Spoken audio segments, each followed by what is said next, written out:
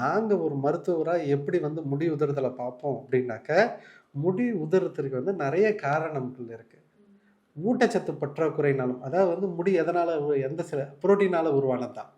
புரோட்டீனும் இரும்பு சத்தும் முடி உருவாக்குறதுல வந்து ரொம்ப அதிகம். ஓகேவா? ஊட்டச்சத்து பற்றாக்குறை இருக்கும்போது ஆட்டோமேட்டிக்காக என்ன ஆகும், முடி உதிர்தல் வந்து அதிகமாகும். சரியா? ஃபங்கல் இன்ஃபெக்ஷன் இருக்கும் தலையில், பொடுகு இருக்குது, டேண்ட்ரஃப் வந்து நமக்கு இருக்குது. இந்த டேண்ட்ரஃப் என்ன பண்ணுவோம், அந்த அந்த அது வந்து ஃபார் ஃபங்கல் இன்ஃபெக்ஷன் தான். அது வந்து நமக்கு அந்த ஸ்கின்னில் போய் ஒட்டி வளரும்போது அதுலேருந்து நமக்கு ஒரு அந்த இது ஒரு கெமிக்கல் வந்து சுரந்துகிட்டே இருக்கும். அது வேர்க்கால்கள்லேருந்து வந்துகிட்டே இருக்கும். அது வந்து முடி உதிர்தலை வந்து இது பண்ணிடும். வேர்க்கால்களை இது வலுவிளக்க வச்சு முடி உதிர்தலை வந்து அதிகப்படுத்துது. ஓகேவா? சில டைமில் வந்து நீங்கள் ஏதாவது வந்து மெடிசன் எடுத்துப்பாங்க, ட்ரக்ஸ் இன்டேக் எடுத்துப்பாங்க, லாங் டேர்ம் வந்து மெடிக்கேஷன் எடுத்துப்பாங்க. அதனாலேயும் முடி உதிர்தல் இருக்கும். சிலருக்கு வந்து ஜெனட்டிக்காக இருக்கும்.